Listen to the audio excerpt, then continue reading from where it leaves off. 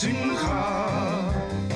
celebration, Simcha, Simcha, celebration of life.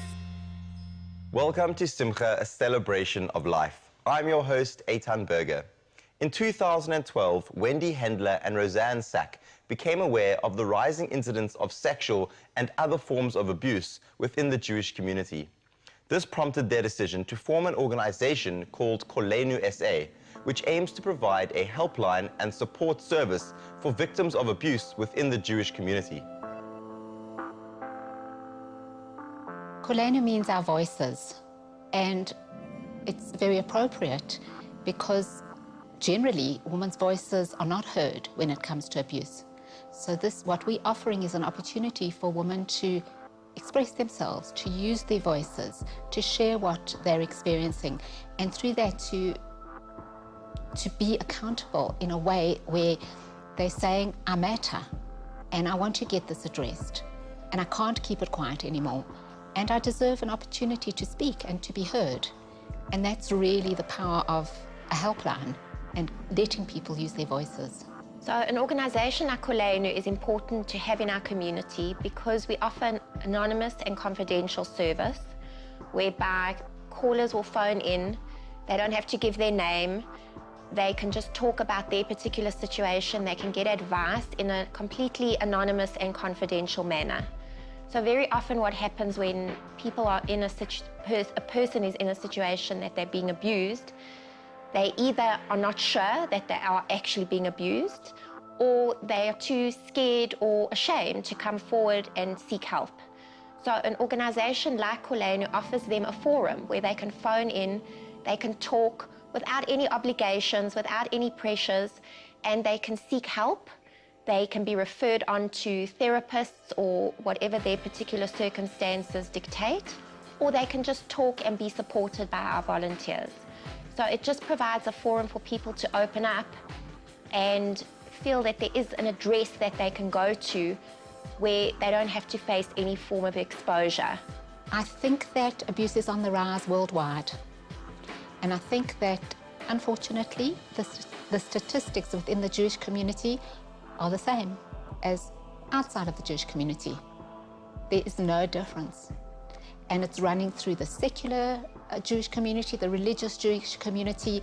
There's not even a difference between those, although people often like to think that it's worse in the religious community because it's kept quieter, but that's not the facts.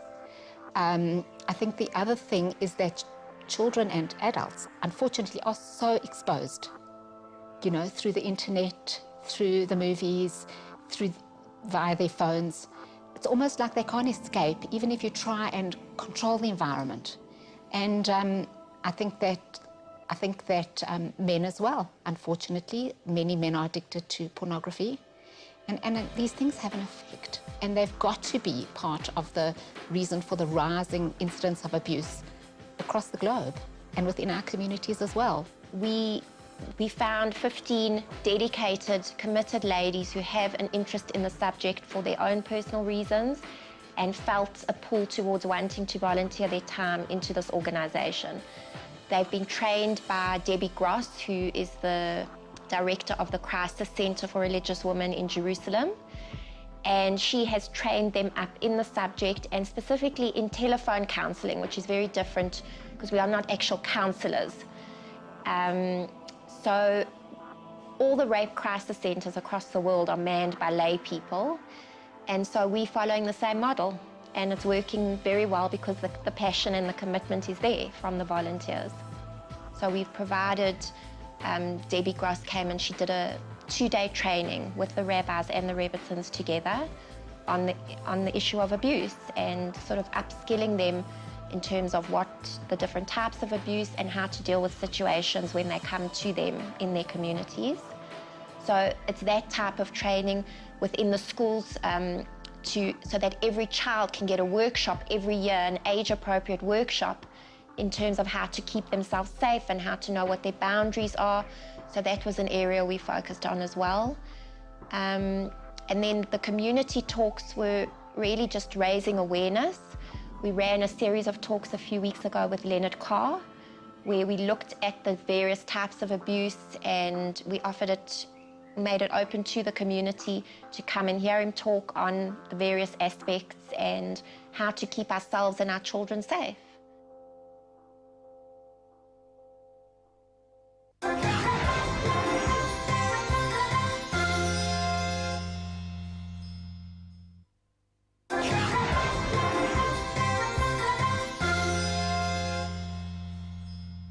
Abuse comes in many forms and may include violence, threatening, and repeated use of coercive and controlling behavior.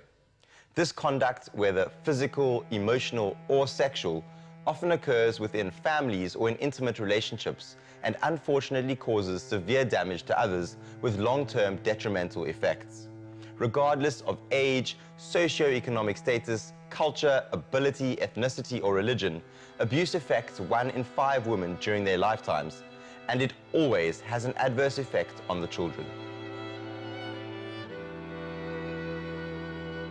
Where we have seen more of a need is within married situations with domestic abuse, or where the wife is looking to get out of an abusive marriage and is looking for some sort of legal help or legal advice, just so that they know what their options are.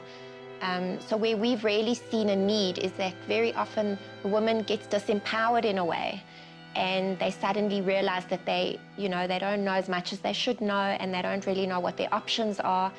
And so they're looking for advice and legal assistance just to give them options. Jewish law has a great deal to say about abuse. In fact, Jewish law is so progressive. We're just behind in our understanding.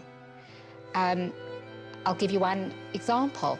Jewish law says that if you embarrass someone, you cause the blood to run from their face, a person goes white. That's akin to killing that person. That's akin to murder. So verbal and emotional abuse, or humiliating someone in front of other people, which is a very common form of abuse, is akin to murder. So financial abuse is where the victim is basically controlled financially by their partner. And I'm not going to be gender biased, because it can happen with, vice versa as well, in that the victim has got no financial independence. They obviously don't earn their own money, and they're basically controlled by their partner, and they use it as a means of keeping them isolated and keeping them where they want them by not giving them any sort of financial freedom or autonomy to make any decisions. So, and even so far as it can go, across the board, right through the family, where there is that control, so that everybody within the household is suffering under that particular type of abuse.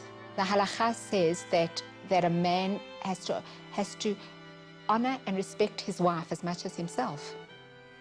He is negating so many of the basic principles of Jewish living when he abuses a woman.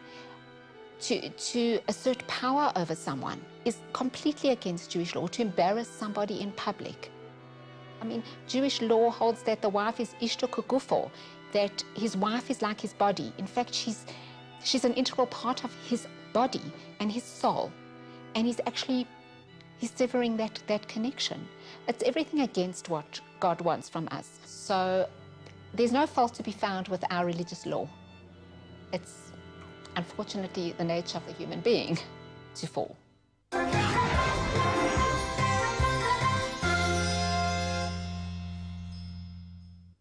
Author and abuse survivor Sharlene Scott Levin has lived through an abusive childhood as well as an abusive relationship. Today, she shares her story with us in an attempt to help others break their cycles of abuse. I was adopted by a couple that got me from a backyard baby shop. And, well, my parents, per se, were very, very disconnected. And my whole life, we were not really in a situation where it was a loving environment. My mother told me in the back of her Morris Minor, at 5 years, "You're adopted, I'm not your mother." And that was it. That bombshell changed the trajectory of my life. Child abuse generally the perpetrators are known to the child. You know, this thing of stranger danger, it's not the issue. And we need educating. We need to be educated about that fact. 90% of the people perpetrating acts of child abuse are known to the child, and particularly, you know, in a religious context, a child is at risk. And the truth is that the statistics for child abuse are high. They're high. And from my experience, more and more common in the Jewish community as well, that children were abused. So our community is not immune in any sense. And I think we are all really unaware. And I think that we don't protect our children adequately. Well, there was emotional abuse, incredible emotional, mental abuse. My father put me down all the time. And my mother's self-esteem was so low that that's what she basically passed on to me. And I do believe some of my incorrect decisions at the time were based on my self-worth and my self-esteem. And that was an area I really had to work on in rediscovering who I am and the soul searching that it wasn't me. So what parents are needing to do is teach their children safety skills. You know, that you can say no, that you have boundaries, that there's certain parts of your body, for example, with children, we educate them where you have a swimming costume. Those are your private parts. Those areas nobody's allowed to touch or to look at. This needs to be spelled out because the child doesn't know these things. They have to also know that they can trust their own instincts. So when they get a feeling, like a discomfort, trust that. Say no, go away and tell an adult. Then I went on and married a man that was probably a clone of my father.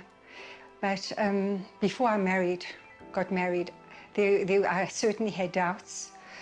But then you think, oh well, you'll give it a shot. I'm sure things will work out. But it didn't. And the cycle of abuse is very, very interesting because you stay because you think it's going to get better. When it goes into the honeymoon cycle of the abuse, then you go into the attention, then you go into the abuse. So that wheel carries on turning, and that's why women stay for years and years, because you think your partner's going to change, because the moment they've abused you, you go back into the honeymoon stage. But abuse is very, very subtle because they chip away at your self-esteem slowly. It's a slow chipping away of your self-worth. Eventually, you are down to nothing.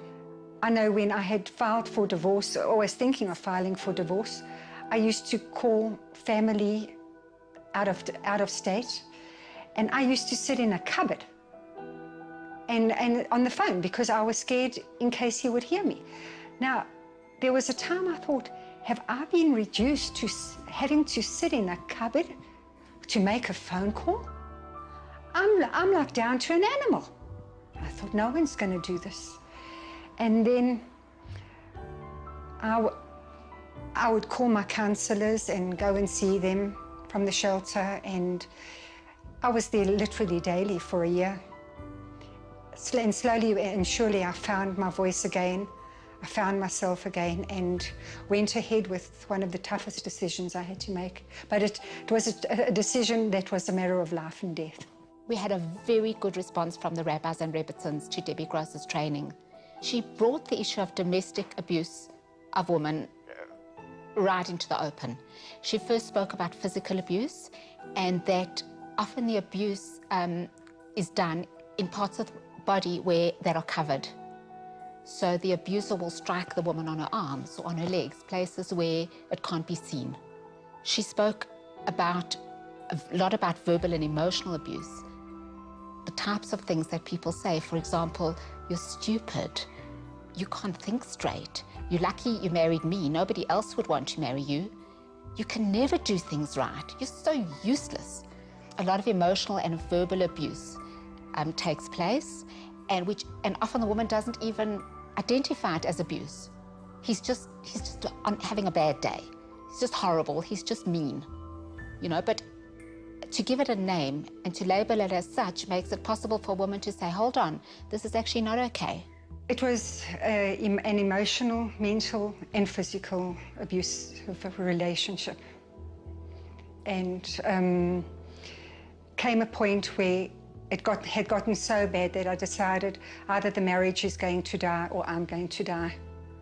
And that's when I made the decision, I'd rather my children come from a broken home than live in one. Then I came back to South Africa and I went to stay with my parents. And this same circus was carrying on because my dad was involved with this woman for 45 years. And it was an open affair and nothing had changed.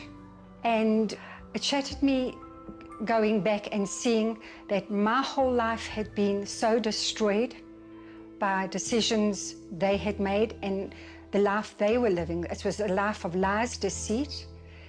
And when I saw that I had changed so dramatically and the same story was going on there, a week after I came back to South Africa, I confronted my father about it. And my dad got me in the kitchen. He tried to strangle me. He tried to strangle me because of the truth. And that's when I decided, well, that's it. They chose to still be with the mistress and my mom's so-called best friend. And again, I was abandoned and I had nothing to do with them for quite a few years.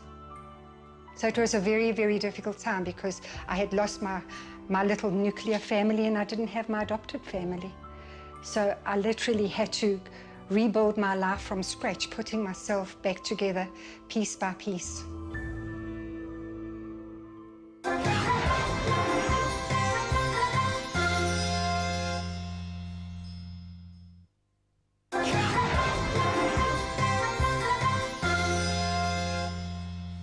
Abuse is on the increase worldwide, and no community is immune.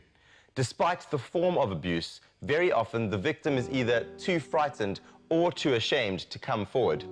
Sometimes the victim is not even aware that they are involved in an abusive relationship, and the Koleinu helpline essentially aims to empower the caller to receive the necessary professional help.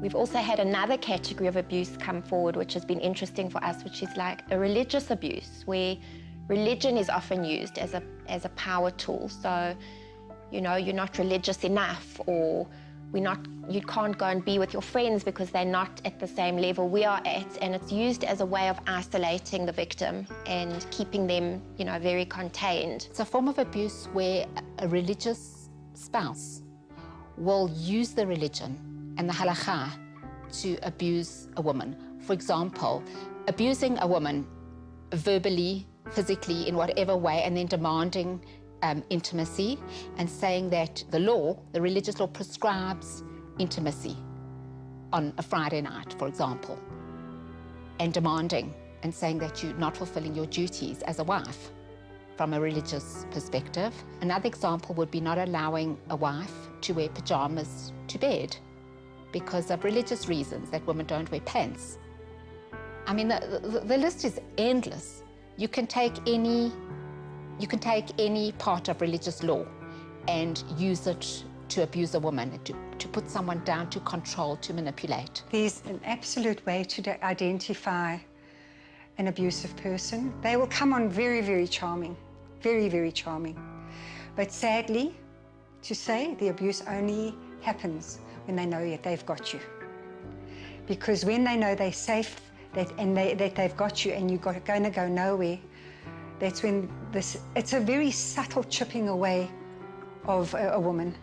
Well, men can also, I suppose, I can't even say just women, because men also get abused. And it will start with the isolation of friends, family. There will also be financial abuse, where they'll watch every cent you spend. So slowly but surely you feel you're in a strangulation mode. They start to strangle you in every area of your life. And when you start walking on eggshells, you know you're in an abusive marriage. or with an abusive partner. I never discussed my situation with friends because I think this is a very, very important thing for people to know. Find professional help because your friends are not qualified at the level that you need help for how you need to march on. Your friends are not in your situation and they're not qualified to give you advice. Any kind of abuse, whether it's physical, mental, emotional, no one should put up with that. Everybody has a right to be treated like a human being. And a lot of these women are afraid because the abuser can be very, very dangerous. And I just feel very, very strongly, and as I've discussed with you before, I so fully support women having a safe place where they can get help in preparation of finally finding the strength to get out of these relationships, because these abusers will never, ever change. They don't change. You've got to change. You've got to feel good enough about yourself to realize that you owe yourself a good, healthy life. We feel a very strong need to educate the community about the issues of abuse, to support women who are in terrible situations to be able to leave or to go for help. You know, it's part of the Jewish religion is compassion and care. Kol Yisrael arevim ze lazeh. All of Israel are co-responsible one for another. These are Torah principles.